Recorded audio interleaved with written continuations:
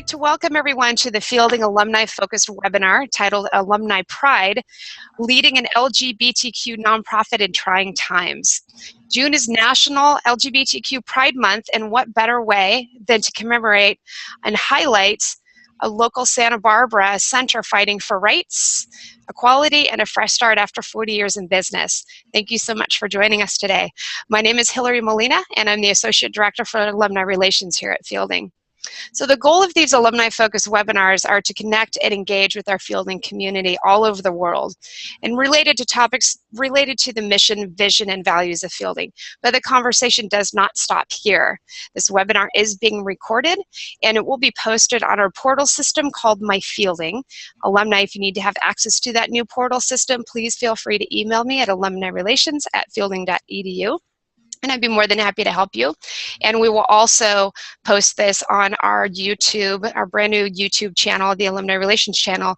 As long as I take care of my technology and I can record it well, then we'll be good to go. So before we get started today, I'd like to share with you how this webinar will work. First of all, for those of you who are calling in or logging in, you don't need to worry about your camera being on at all or your microphone. The only people that you're going to hear or see will be myself and our guest today, Colette Schabram. With that said, you do have the opportunity to ask questions by using the Q&A function and the drop-down menu at the very top. Both Colette and I will see that. I will be moderating those questions. And we also do have a chat function because I know some of you like to chat during the webinar, and we want to make sure that you have that capacity to do so. That's all that I have for instructions. So tonight, I would like to introduce tonight's guest, Colette Schabram. She is a local alumna here in the Santa Barbara city, so it's kind of nice to do this with someone who's local. We don't get to do that too often. Colette is the Executive Director of the Pacific Pride Foundation, where she's also served as the Director of Community Engagement, Development, and Events Manager, and the Development Associate. She has volunteered and served on a number of fundraising, event, and social justice committees. She has worked in the nonprofit development arena for over a decade and brings a knack for community engagement, collaboration, and has raised millions of dollars for the LGBTQ rights tenure. Colette recently returned from a 3-year stint in Washington, D.C., where she consulted and fundraised for a number of national nonprofits and was on the staff of the Human Rights Campaign. There, she grew fundraising and strategy management in her department. Her skill set includes development, event planning, execution, volunteer and board management. That was event planning and execution, volunteer and board management, advocacy and leadership. A graduate of Fielding Graduate University's Organizational Management Development Program, Colette brings a toolkit of ideas, a spirit of cooperation, and a smile to all of endeavors, which I have seen that numerous times. She's always looking for great projects to engage her, inspire her, and better the world in which we live. So Colette, it is my pleasure to have you join us today, and I'd like to hand over the controls to you. That sounds great, Hillary. Well, thanks everyone and welcome. Thank you for joining this evening. As Hillary said, I'm Colette Schabram. I am the Executive Director of Pacific Pride Foundation. I'm also a graduate of Fielding with that master's degree in Organizational Management and Development. I started my career in small businesses and in nonprofits. And for the past, actually now dozen years, I did some math earlier today, have been a fundraiser, community builder, activist, volunteer manager, events producer, organizational development consultant, and probably much more. And I have worked almost always in nonprofits and small businesses. I am actually going to turn off my mic, not my mic, but my video so that I can pay attention as well. And welcome to Leading an LGBTQ Nonprofit in Trying Times.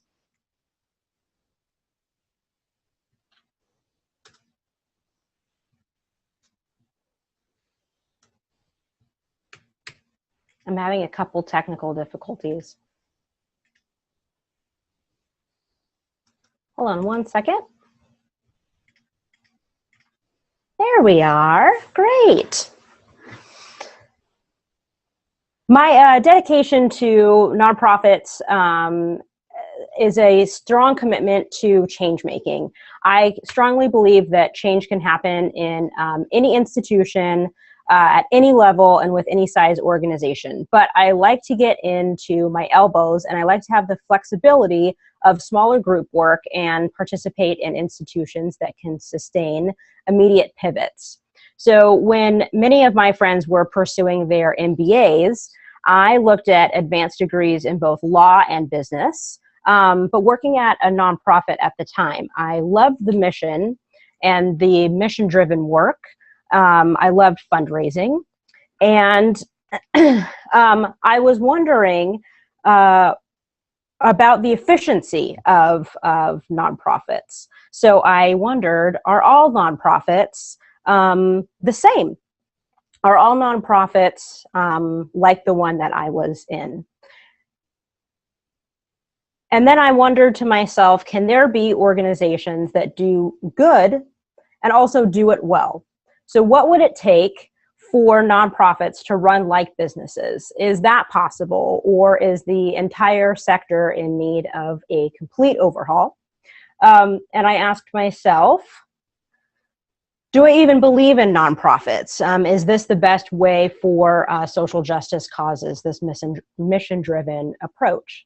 And my curiosity led me to articles, and articles led me to learn that there is actually an entire career track dedicated to exactly this. So the answer for me was fielding, and a master's degree in organizational management and development was the track that I wanted to be on. I'll take just a moment here to say what I loved about fielding is the practical applications. I could stay working and bring back tools and skills as I was completing a degree. I will also say what I didn't like the most at fielding was sort of the lack of camaraderie and networking on a day-to-day approach that you can get in sort of the more bricks and mortar institutions. I graduated about 5 years ago, and I know since then several changes have been made to help remedy this. I think Hillary is actually a great example of one of them, working on alumni networking and relations. And I would actually like to say that if anyone here is considering fielding, I would say that I would recommend it, but you definitely need to know before jumping in what you're looking for. It was important to me because I loved the missions of nonprofits, but I wanted nonprofits to work more efficiently. So I wanted to take my master's degree back into the nonprofit sector, tie it into my background of fundraising events, and develop successful templates that could work in several organizations. I did so in, I would say, this big broad word called development, where I was able to marry the worlds well, between organizational management and development and fundraising development, asking for money. And I saw that good organizations made it actually easier for their staff to raise money. And for me, raising money just made programs better if the organization was running well. So it was all connected. For me, fundraising and organizational development really did dovetail easily. For fundraising development, I was really looking at efficiency. When you're talking to a donor or a supporter, you have to know that their dollar will be appropriately stewarded. This is critical to me and my work, and what I have carried in to all of my roles, including my current one as the executive director. The ask is what they call it in the fundraising world. And it's actually really more of an investment. And investments are only as good as their dividends. So luckily in the nonprofit sector, dividends would equal the important programs and services that, an organization does. And another reason that nonprofits are so important in our society. For nonprofit strategy, organizational development taught me to really open the scope and understanding of a broader organizational structure. For the first time, it gave me language around things that I knew to be true, that organizations, that people, that working environments needed structure, not tyranny, but a framework for expectations, evaluations, sometimes discipline, and praise. For strategic planning, this is the roadmap of where you want to go. Strategic plan is critical and was actually one of the first projects that we took on when I came back to Pacific Pride Foundation. For an organization that was almost 40 years old, it was really important for us to look at all of our programs across the entire organization and also assess what was going on outside of our organization in the broader scope of services that other nonprofits were doing around the region. And then we looked at, what impact can we be making that's most efficient and effective? Community engagement is actually one of my favorites. I think that nonprofits have a unique product, and that is their services.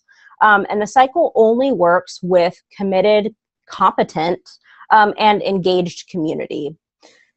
This month, as Hillary mentioned, is National Pride Month. That is a time to commemorate the Stonewall riots, and it is a marker really for the beginning of the modern LGBTQ civil rights movement.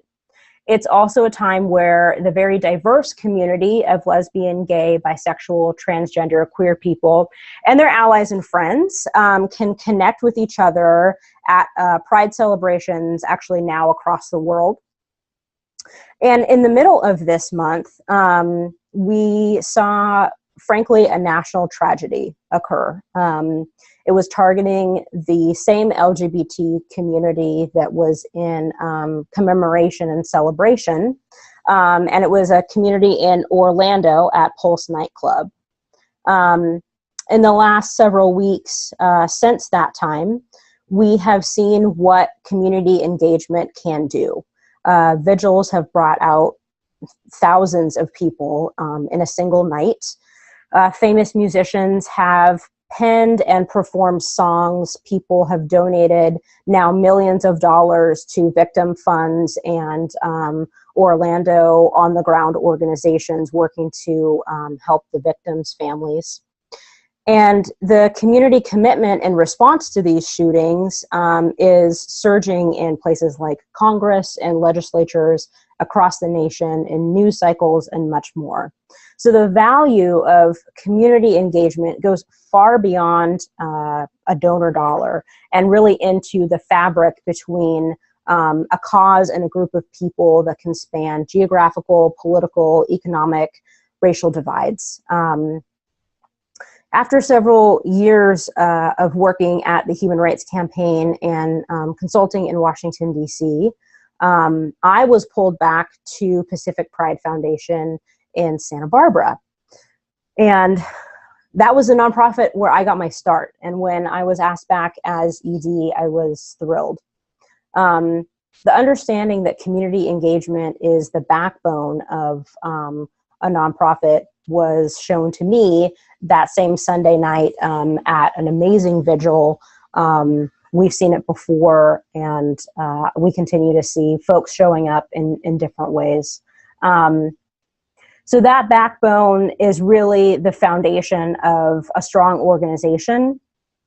And knowing that community engagement really supports a bigger picture, but also the implementation of the community fabric was so important when I came back to Pacific Pride Foundation. Now, Pacific Pride has been in service now for 40 years. We are the only lesbian, gay, bisexual, transgender, and queer service center in Santa Barbara County.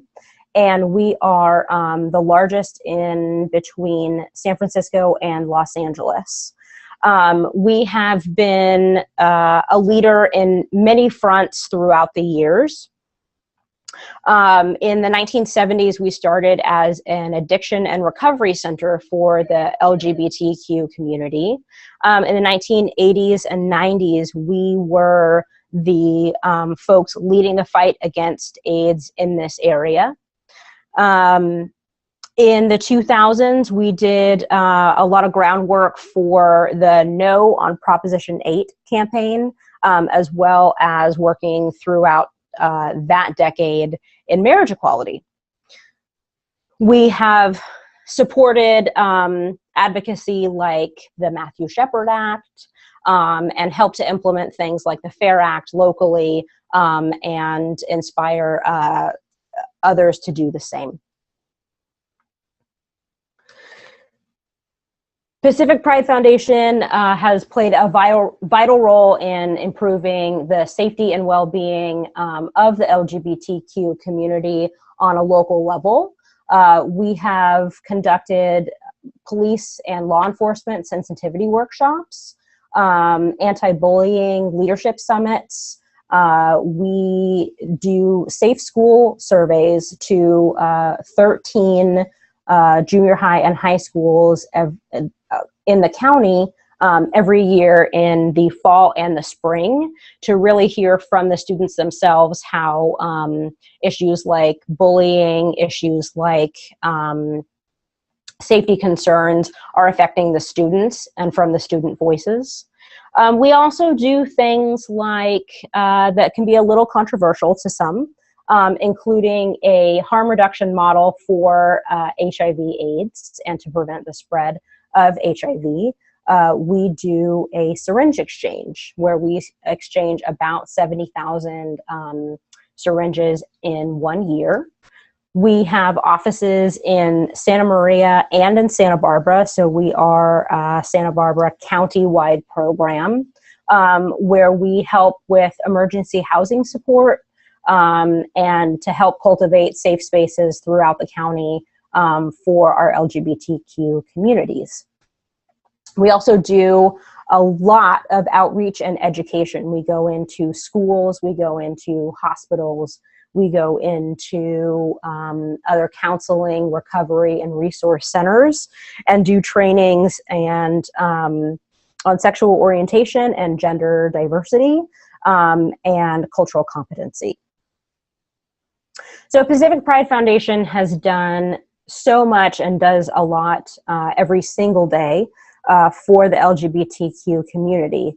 When I got here, however, we had a big problem, and that was that Pacific Pride Foundation was in a huge downturn in terms of our budget.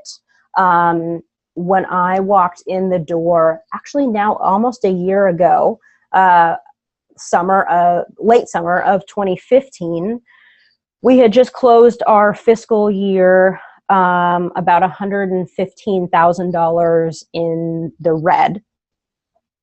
And that was actually not necessarily a unique issue to organizations that are similar to ours.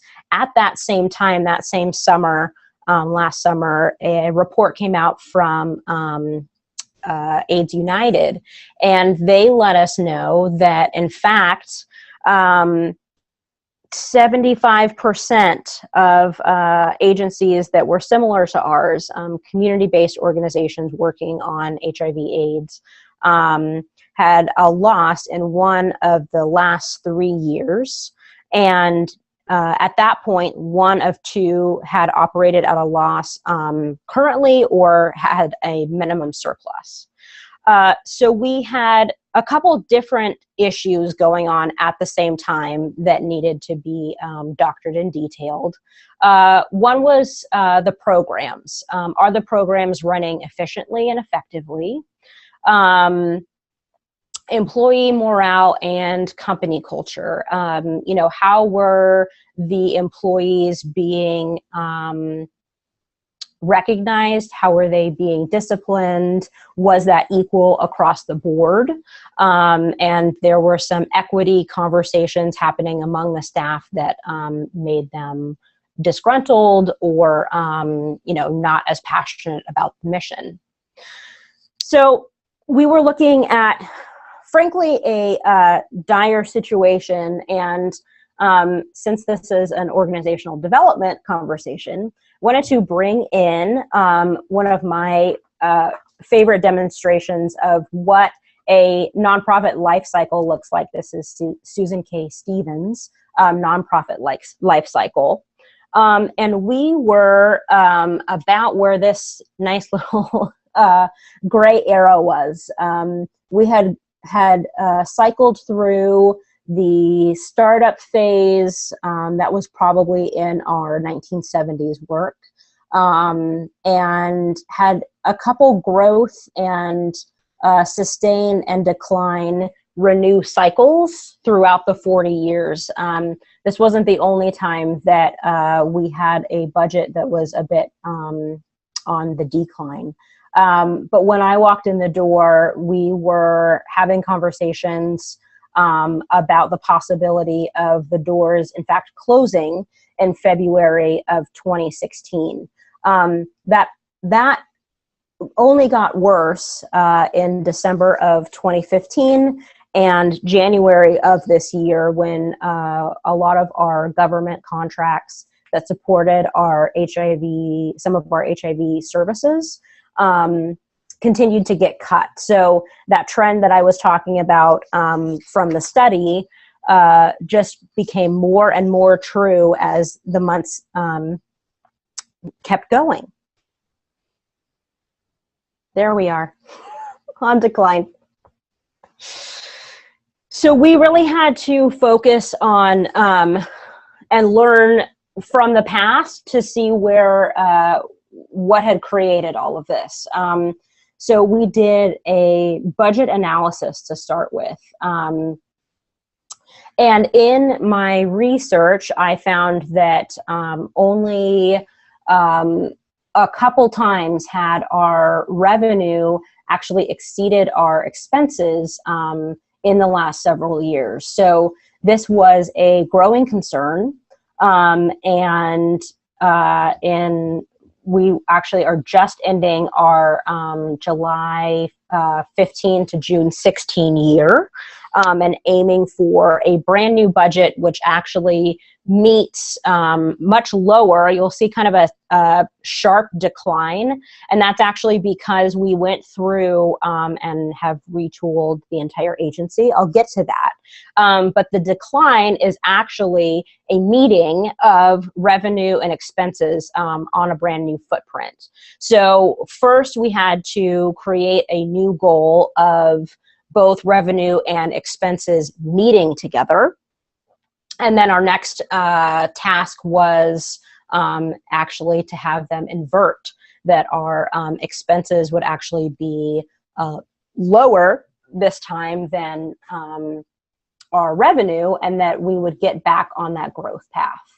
A couple more notes on this. I won't spend too much time on budget today, but our blue line revenue went up significantly in 11-12 fiscal year. And that was one of the, it was a big one-time gift. So the actual pattern is actually a little bit even worse than maybe this indicates, because the one-time givers were not coming back anytime soon. So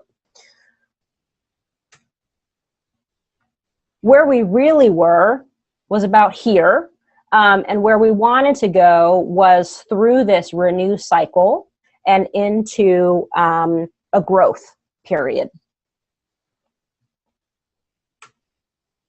What that required was basically a brand new roadmap, the realignment of the organization and into that renew cycle, and hopefully get it to grow again, get it to actually recirculate in that smaller module.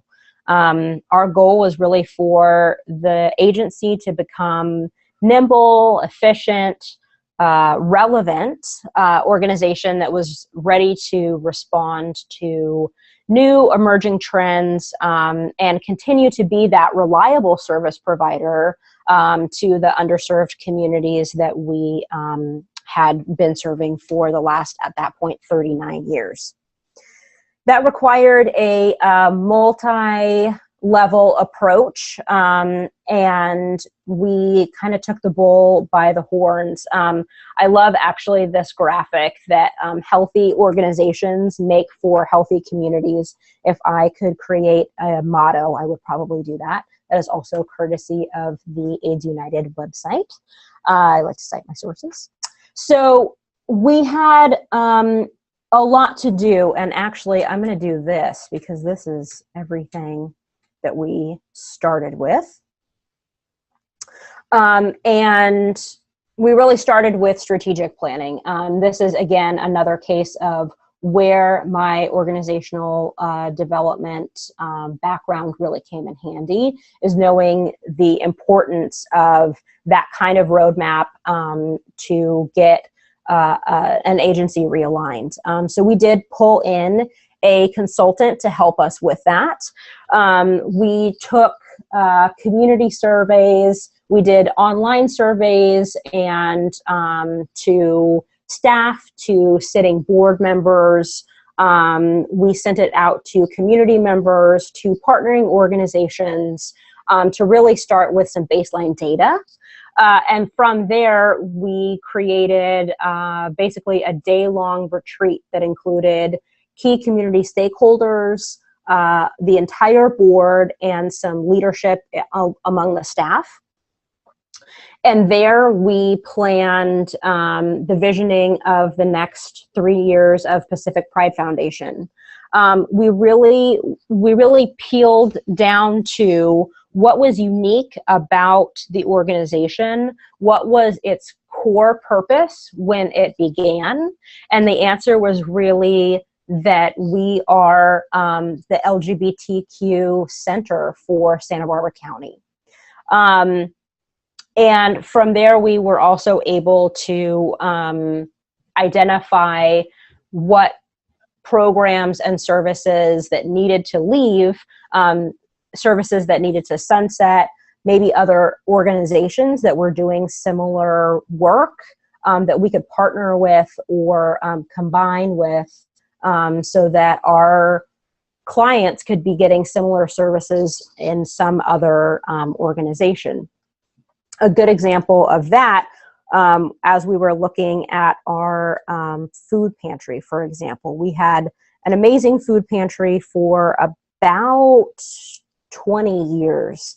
And what it did was it supported families and people who were HIV positive, and gave them groceries every week. But we also identified that through the strategic plan and the surveys that there were 6 other organizations that were dedicated to food and food services that were only food, or food was a main priority of theirs, that were throughout the county. So as we looked at a budget that needed huge revamping, programs that had to leave, budget cuts that were coming at us with those exact programs, we were able to use the strategic plan and the longer days of the retreat time to actually identify what programs needed to be housed in other organizations. So we had to really use our board members, our sitting board members. At that point, we had 7, and that was actually pretty small. It was one of the smallest it had been in the last at least 6 or 7 years. And really use the board in what they were good at. The board had no working committees at the time, so we established three. We established the development committee. We established, which was the fundraising development committee. We established the board membership committee, so folks to actually go out and recruit more board members, and once recruited, on board and sustain their involvement. And we established a finance committee. They helped support budget analysis. They helped support many other things in a critical time of an agency that was in such emergency. And we, with the board committees that were created, we knew that we had to adjust these programs. This was a new world that we were living in 2015. And we had to look both horizontally and vertically at our programs and services on a budget spreadsheet, as well as use the information from the strategic plan to really help us analyze the programs and analyze what the community needs were, and if the programs were meeting those community needs. We also established a community task force, and once again, my favorite thing, community engagement, really saved the day. This task force was about 15 people big, who would make it to meetings, about 20 people strong, who were intimately involved. And it really took people from small businesses, foundation experts, people in communications, people in grant development and writing, and really, gosh, who else? Just a whole gamut of people who would really drill down to one specific thing. Before the webinar started, actually, Hillary was talking about our 40th anniversary logo.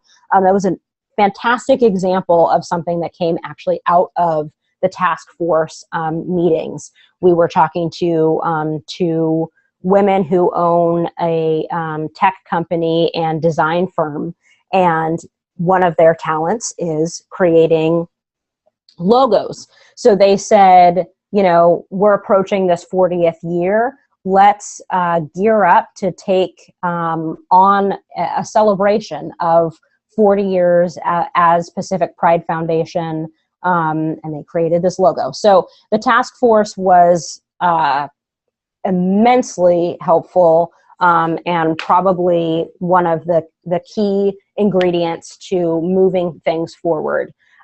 They helped with things like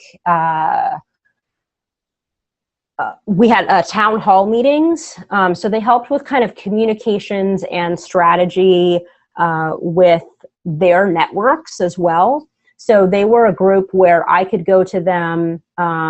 Some board members were on this task force. Other board members just got the same messages to them as well. But this task force, I could go to them, let them know, you know, what decisions had been made by the board and why, and then they could actually help to be ambassadors of, you know, the thoughtful decisions that had happened. They could help bring people in who had questions to town hall meetings, so that the community could get their questions asked and answered. The other sort of first phase that we were doing, we did sort of all of this at once, but that was really the staff updates and getting the buy-in from the staff. Letting them know what was coming up, letting them know how the decisions were made, and keeping them updated as more information came in. It was a trying time for staff. I'll get into it in the next slide as well. But they saw some friends leave as our organization retooled and the programs sunsetted. And they also saw their job descriptions change. So it was a mighty task of a small and dedicated group of the staff to really stay present, stay focused, and stay open to this new paradigm that we were creating. We connected with the membership of our agency, people who either use services, came to events with us, people who had been around the agency over and over again, our donors, our volunteers. I went to everybody, including elected officials and more, to really let them know what was happening in the winter of 2016, so that people were up to date. Like I said, we had created a town hall meeting. We had, in fact, 5 community meetings throughout the winter and spring where different groups were invited to come in, ask questions, learn more, and stay up to date with what was happening with their local center so that they could engage back with us.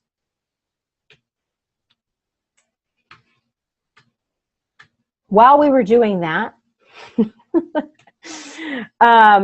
we were also transferring programs. So once we had done the budget analysis and decided which programs could leave our agency and still be supported by other agencies in the area, we started the process of actually transferring these programs. That was involved contracts, that involved longer communication days with the staff at those agencies, and other negotiations.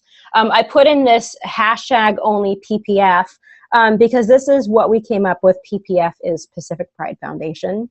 And that was really, something actually the staff came up with to kind of identify the programs, the services, the knowledge and expertise that only our organization had. The only LGBTQ organization who was also specializing in HIV/AIDS in the region. And that really helped us focus on making the decisions and enacting them, what we could do and what we could focus on and do best. And also what the community was asking of Pacific Pride Foundation to focus on and do best.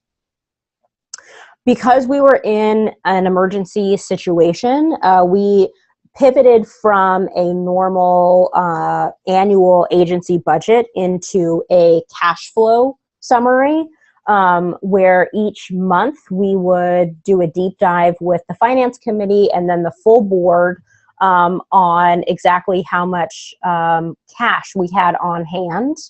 And I'll tell kind of a fun little anecdote here. One of our actually the treasurer now of our board is a partner at a CPA firm.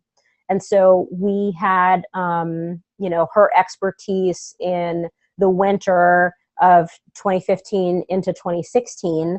And then she had to pivot away from the organization in February and March because it was tax season.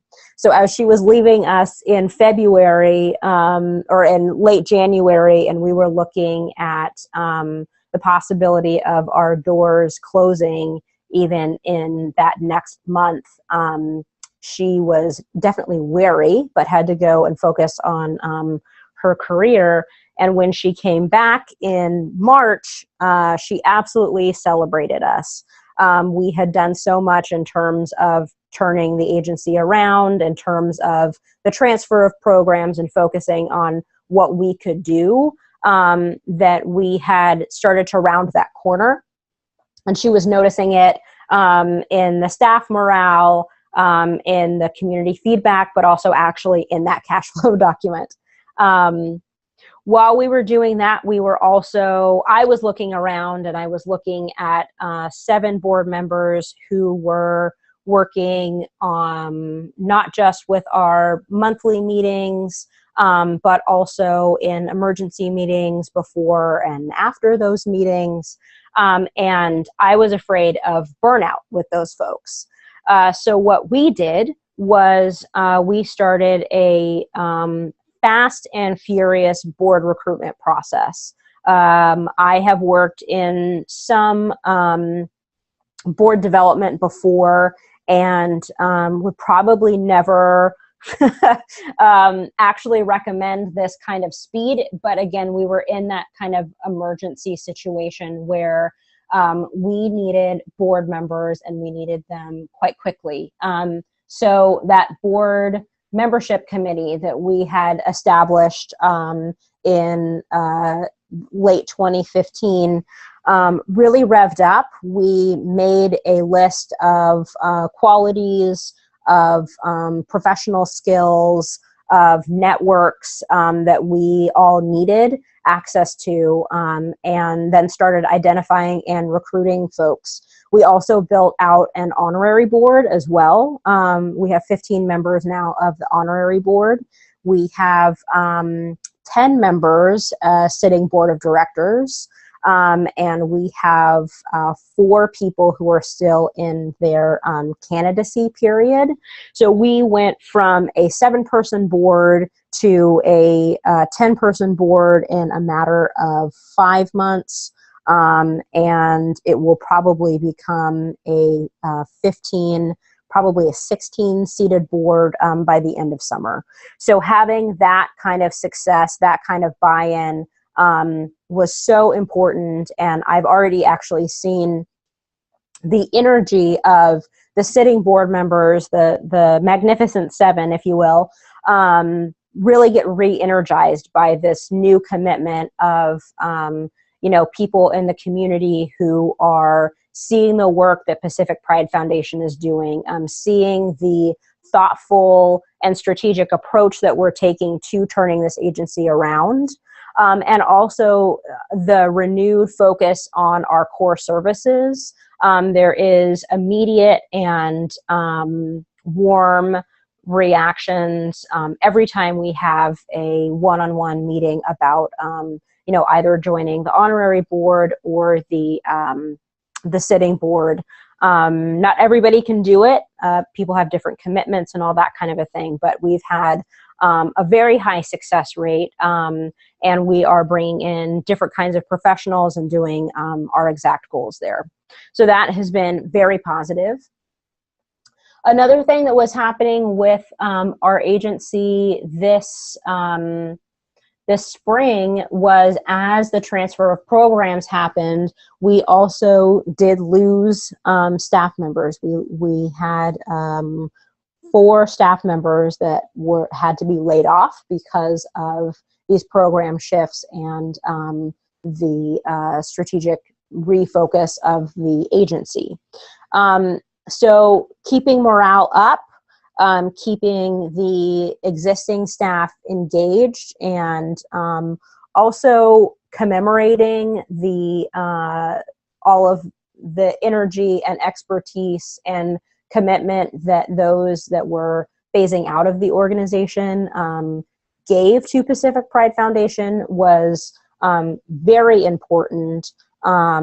And we had different ceremonies as each person left to really make space for that to be, not something that was swept under the rug, but really something that was part of the whole process. The other big thing that we were doing in the last few months for Pacific Pride Foundation to stay open was fundraising.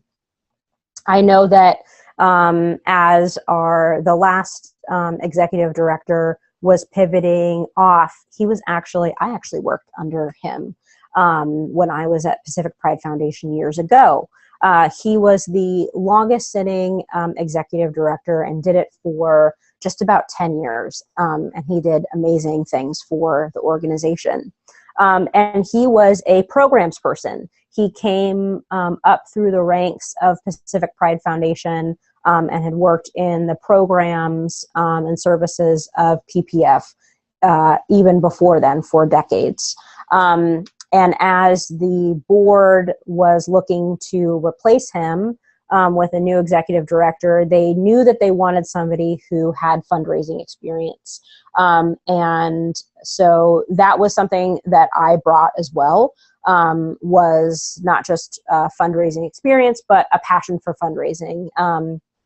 I remember the first time that I had a very successful fundraising event. It was, huge to exactly the mission of the organization, and meant a lot. We also looked at, and I'm looking at the time right now, a communications plan to continue to keep updated everybody along this process. And that just really created a new footprint for the organization. We went from over a $2 million budget to just under $1 million for 2016. And we really looked at, this was kind of the whole cycle that we went through of really renewing the organization. Just a reminder, we were here, and we're really on target to get here right into, recharging the organization, renewing it, and hopefully getting it into a growth cycle. From our strategic plan, we identified a strategic vision.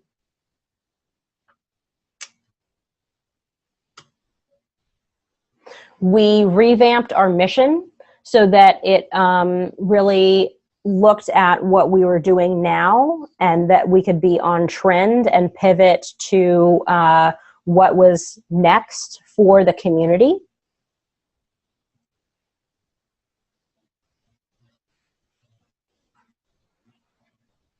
We identified our core values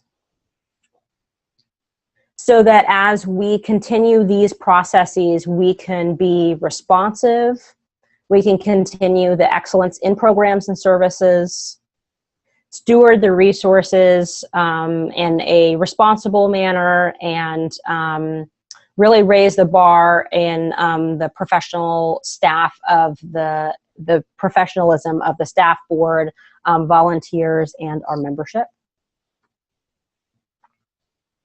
We also identified 7 strategic goals for the next 3 years of Pacific Pride Foundation. That was to become financially sustainable. We are working on that. Become the recognized leader for our LGBT community. Continue to broaden the LGBTQ programming, which we are actively doing, and expand our wellness and education efforts. We are actually, actually looking for a new space to hold this new future for our agency. And we're still committed to providing the excellent services that we have done now for 40 years. And I talked a great deal about developing our board of directors, and that has been an ongoing effort, but we will continue to do just that. Our programs are continuing to evolve and develop as trends in the community evolve and develop, and so does technology. So PrEP is something that's new in the HIV harm reduction space. It is a pill that you can take to avoid contracting HIV. So there's other new harm reduction methods that are happening right now. And we really want to hone in on being that center, being the center for the LGBTQ community in Santa Barbara County.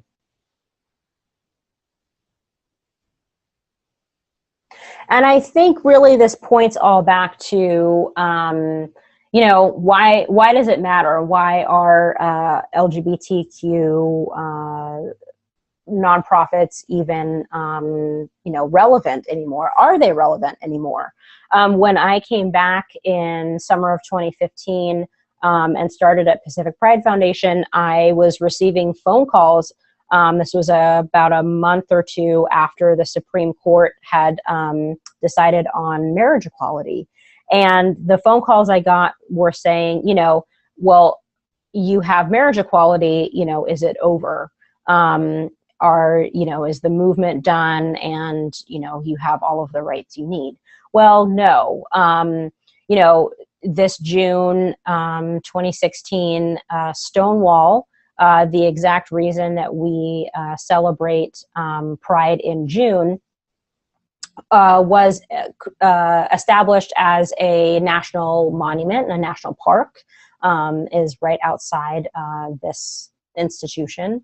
And at the same time, we had the Orlando attacks. So there is plenty of progress being made, but there are also plenty of drawbacks. So I see a huge, important role for local LGBTQ centers to remain in their towns and their communities all over the world. LGBTQ centers do support a diverse community, and they are really the center point for the responses to national crises, but also the safety spot for the local community. So with that, I'm going to say thank you. I know we have just a few minutes, but I would like to open it up if there are any questions. I will get my video back on. So all right. Hi. So Colette, I was writing down questions to ask you, but you honestly answered pretty much every question that I was going to ask you. Okay. So fantastic, fantastic presentation. Just a kind of a quick wrap up that I wanted to make sure that those that are tuning in. Now, is it just Santa Barbara County, or do you extend beyond Santa Barbara County in your services? How are you north to south? Great question. Historically, Pacific Pride Foundation has actually defined its borders to Santa Barbara County because of some of our government contracts with the work that we did in HIV/AIDS case management and care. Now those contracts have actually gone away. And so we are expanding, to be quite honest. We do LGBTQ sensitivity trainings in Oxnard. We had our mobile testing unit, our health utility vehicle. It's our mobile unit for harm reduction services and HIV testing. Up in Monterey the other day. So we are actually expanding geographically right now because the need is so great in this kind of region of California. It's fantastic. So I do have a question here, and a question and a comment. Thank you for such a comprehensive and candid presentation. What you have presented is a great study. To what extent was serving the LGBTQ community a key issue, or were the challenges more generic to nonprofits? Or a great case study, sorry. Did I read that again? A case study. Were the challenges more generic to nonprofits, and what were kind of those key issues?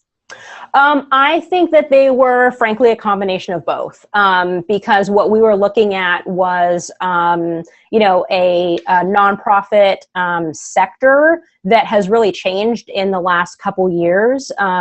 We have seen something of funding, for example, in all of our HIV centers. The funding for, AIDS work is really different now. The healthcare system is different to navigate. And so there are places like Pacific Pride Foundation all over the country that are facing those kinds of challenges. Actually, 1 and 2 are really facing the need to pivot. I would also say that a lot of the things that we did can be applied to a lot of different organizations, grassroots or otherwise. who are, in a bind and need to do some emergency flipping quite quickly. So there is another comment and a couple of questions, and we'll finish up with these right here. First of all, thank you for your willingness to share the organizational development. And first question is, did you need to pay a consultant for strategic planning, or did you do that on your own? And second, how in the world are you doing all that you're doing, 7 strategic goals, programs, continue to evolve with a reduced budget? Yeah. Okay. Great questions. So 2 things. I'll do the strategic planner and consultant first. Actually, when I came on board, there was already a proposal in the works for this need for a strategic plan, and we captured a funder to help support that. So we did not spend any general funds on that contracted position. I thought it was actually very important to have an outside consultant come in. She really held the space and the structure for that. Could we have done it on our own? Maybe, but we were really looking at a lot of different, there are templates, and that kind of thing is kind of a template, but she really held the space. She did a lot of the data analysis from the surveys and created, some feedback and real data that we could use. All of those things, I guess, could have been on my plate, but there was really nobody else on staff who could do that, which actually pivots into the next part of the question. Yes, we have some robust goals, but a lot of them are actually already in process. I would say the last 11, I've been here for about 11 months now, have been very busy. And I think that what we want to see is, real change happen. And so that's why we set up these goals. And the goals are for the next 3 years. So some of them we're already engaging with, and those were just sort of like a layout. Within those goals, we have probably, 10 to 12 steps on each one about how we're going to get there, target timelines for each thing to keep us on track and on schedule. Fantastic. Colette, thank you so much. One last plug I would like to do for those of you who would like to stay in contact with Colette, and specifically Pacific Pride Foundation. I would highly recommend signing up for their newsletter. I read it every month. It's packed with information, and I've always appreciated the information that you share in that, Colette. I'm pretty sure you put all of that together at some point. So fantastic job with that. And Colette, again, thank you so much for taking the time to share this information, share this with the alumni community. And again, we will have this on our YouTube channel, and we will have some follow-up. But if anybody has any questions for Colette, all of our contact information is up here on the screen. And for those who have signed on, we really appreciate having you, and we'll see you next time. Great. Thanks so much. All right. Thank you. Bye, everyone. Bye.